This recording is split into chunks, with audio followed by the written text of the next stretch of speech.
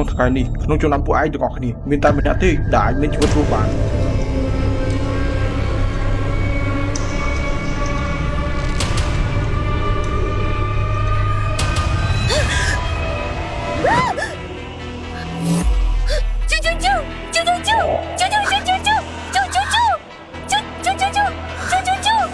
កន្លងទៅ3ឆ្នាំហើយ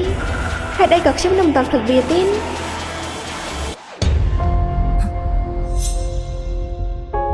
អ្នកមីងអូនស្រីអ្នកទាំងពីរមកយករ៉ាន់ទៅផ្ទះមែនទេគ្រូពេទ្យនៅទីនេះចិត្តអាក្រក់ខ្លាំងណាស់រាល់ថ្ងៃរ៉ាន់មិនមានអាហារញ៉ាំគ្រប់គ្រាន់ទេស្រីឈួនកុំមកប៉ះខ្ញុំក៏ខ្វក់ខ្លាំងណាស់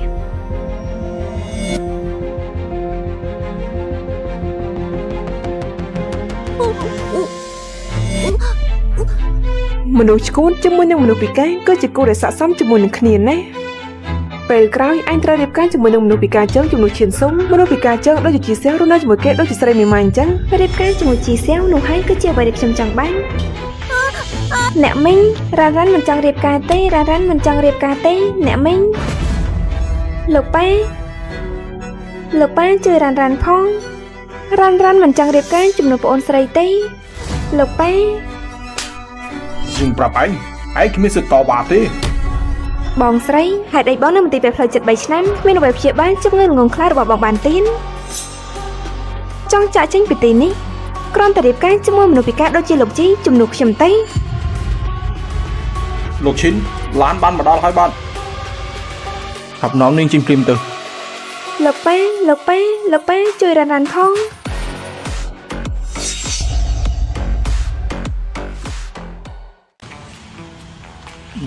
បោះច្បាស់ហើយមែនទេថាត្រូវបងខ្លួនដើម្បីរៀបការជាមួយគេ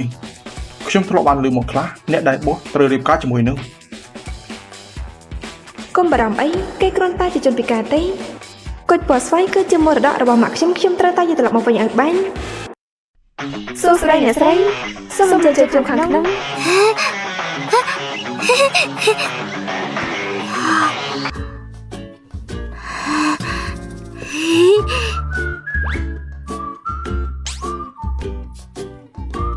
អ្នកស្រីលោកជីនៅខាងក្នុងអ្នកស្រីចូលទៅដោយខ្លួនឯងទៅ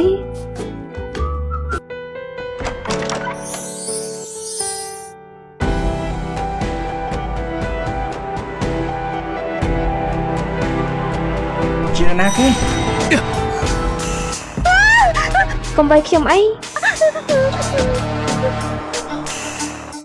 កាស្អីរបស់នេះខ្ញុំបានໄວនេះណា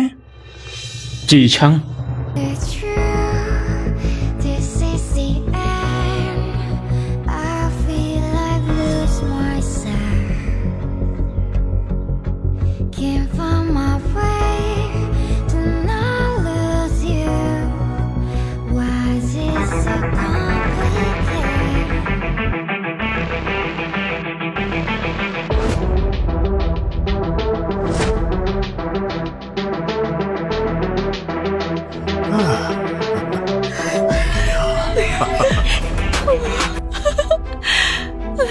ហើយយ៉ាឈានរ៉ាន់ស្រីល្ងងនោះរៀបការជំនួសឈាន